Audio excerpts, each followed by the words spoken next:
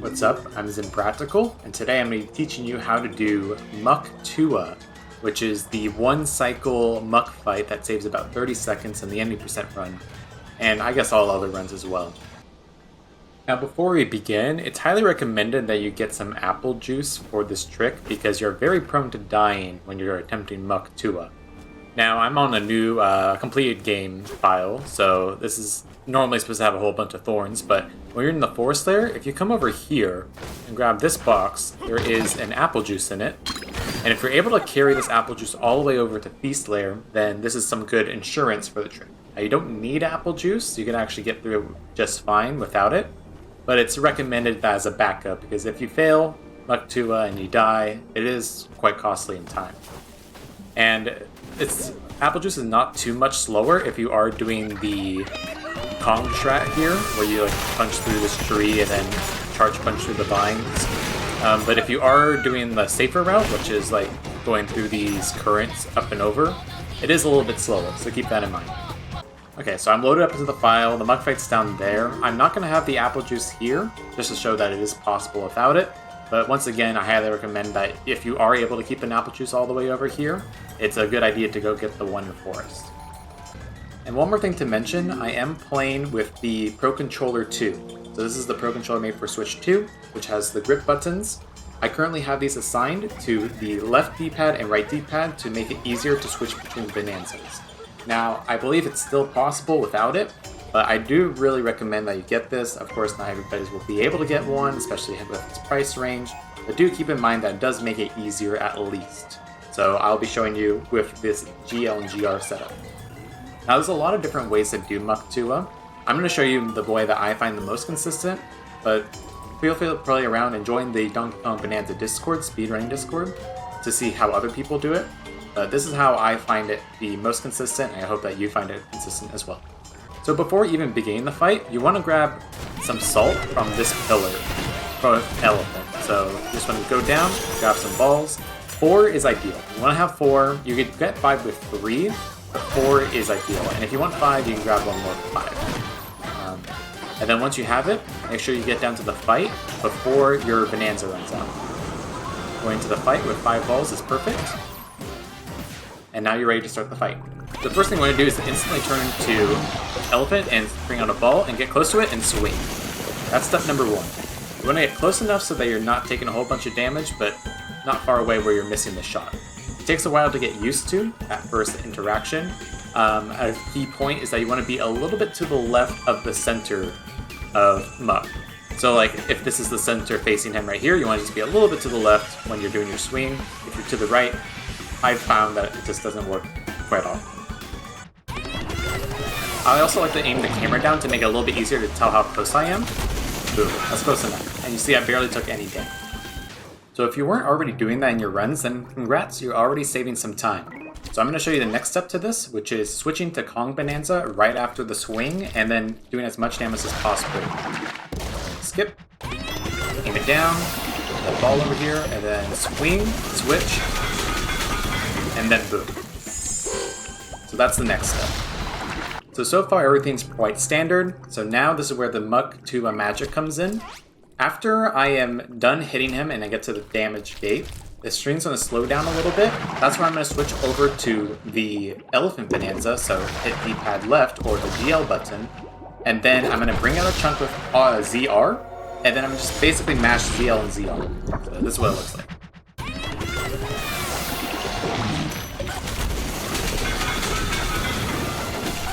As you can see, if you do it correctly, I didn't even throw the ball I have in my hands. And look, now, even though I did enough damage to it, I can do more damage to it. So this is what's called a phase skip, and this is basically the foundation of Muck Tuah. So if you want to play it safe and just do a 2-cycle muckety muck, then that's all you need to know.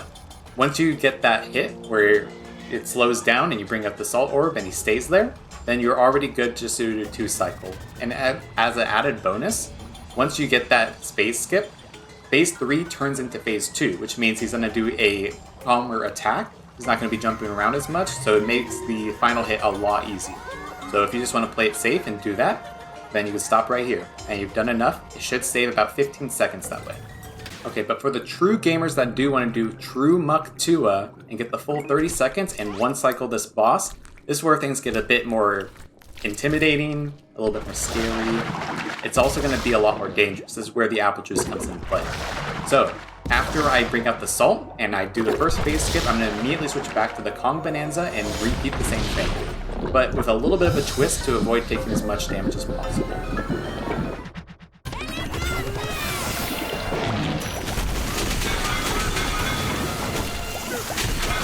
So I'm going to take a screenshot like this, and I'm going to use it to demonstrate exactly what I'm doing. So I'm going to go over to my album, ignore my other pictures. Okay, nothing weird. So, alright. So what I'm trying to do here is that there's certain parts of Muck that are going to be more dangerous than others. So at the front where I'm standing right now is where you want to be when you're hitting them, because there's going to be less muck, because when you hit the first swing at the very beginning, you remove some muck from the equation, and which is going to make it so you take less damage. So when I'm attacking Muck, I want to stand closer to this area. Now it's not perfect, you can't always stay there if you want to do the most amount of damage in time, but this is a general way to take as less damage as possible. Another thing to note is that after you do the first phase skip, the goop stays up here for much longer, so you don't have to be as fast as you did with the first skip. Now, one more thing to mention is that there's going to be a safe zone, which is where I am right now, and there's going to be the hit zone, which is in the center of the goop, or a little bit behind the goop if you want to play a little bit more safe. So when you do the switch over to elephant, and then bring up the salt orb like you did with the first phase skip, you want to be in the more dangerous zone to actually get the phase skip. So if I'm talking about safe zone and hit zone, that's what I'm talking about. So this is where the inputs start to get a little bit quick. Just something that comes with practice. You want to try to get into muscle memory as much as you can, but the idea is the same. Start with elephant, swing with salt, go to the Kong, do damage, go to elephant, ZRZ with salt, go back to Kong, do damage, then go back to elephant one last time, ZRZ with salt, and then get out of there as quick as you can. This is what it looks like.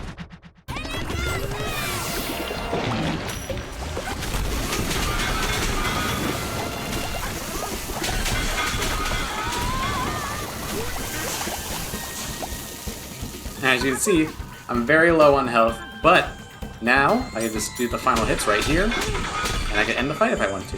And that is done in one cycle. Now if you're seeing that and saying that was way too close for comfort, you can do it with less damage taken. I've seen a heart and a half. I think some people said they were able to do it with only half a heart of damage. So it really just depends on how much you stay in that safe area and how quick you do the first phase, because if the goop is higher up, the muck, I guess I should say, then the less damage you take. So let's say this happens, right? Go over here, do the hit, and then all of a sudden, I missed the phase skip. Oh, what am I going to do now? Don't worry, you have one more attempt on phase 2 actually. You can still get a 2-cycle fight.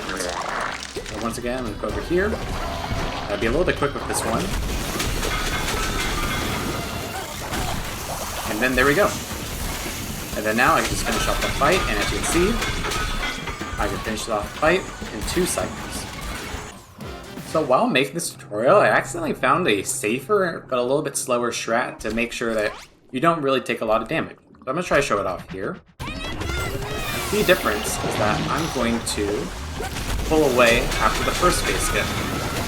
So I'm going to do this, and as you see, I can start hitting here, and I'll let the salt fall on me, and there you go. Look at that! Isn't that so much easier? I can't believe I found this while making the tutorial. And it just takes advantage of the fact that the goop stays there for longer. So, and I only took 1 heart of damage. That's not too bad, is it? Now before I end, I'm going to show off 2 common mishaps for troubleshooting. Not a comprehensive list, of course many other things could go wrong, but I feel like these are some common things that might happen to you when you're first trying this out. So let's say you do your first hit, come over here and hit him, and then all of a sudden, all the goop disappears before I even have a chance of bringing out a salt orb. And there's 2 main reasons for this. One of them is that you're just not doing enough damage fast enough, which could be the case. You need to make sure that you're doing enough hits with rolling punches. If you are fast enough, you could do it without rolling punches, but I do recommend that you do rolling punches.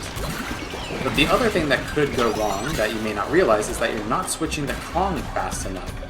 So I'm gonna go ahead and restart the layer real quick. And I want you to pay attention to when I switch over to Kong.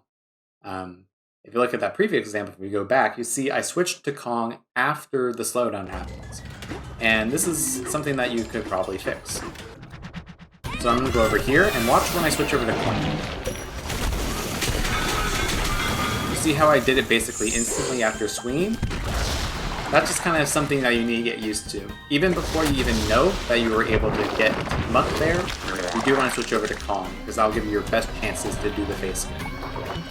So I'm going to show off one more thing that can go wrong. I'm going to go over here, I'm going to switch over to Kong in time, and then all of a sudden, well, look at that, I got the goop, but I didn't get the quick hit. So what went wrong there? Well, unfortunately, there could be a few things that go wrong there, but I'm going to give you 2 reasons why. First of all, the reason why it went wrong there is that I didn't do the ZL pushes there. So I got to bring up my chunk, but I just stood there with the chunk and I didn't get to hit any of the muck because I didn't do the ZL or ZR pushes. So that's one reason why. Another reason why is that you could have just gone a bit unlucky with how much muck is in your area. So when I talk about the safe spots and the hit spots, you probably pulled it out in a safe spot where there was not a lot of muck and you just weren't able to hit any of the goop. Of course, there could be a few other small details of what can go wrong, but those are the 2 main ones. So I hope you learned something new with this, like how I learned something new with this new awesome setup.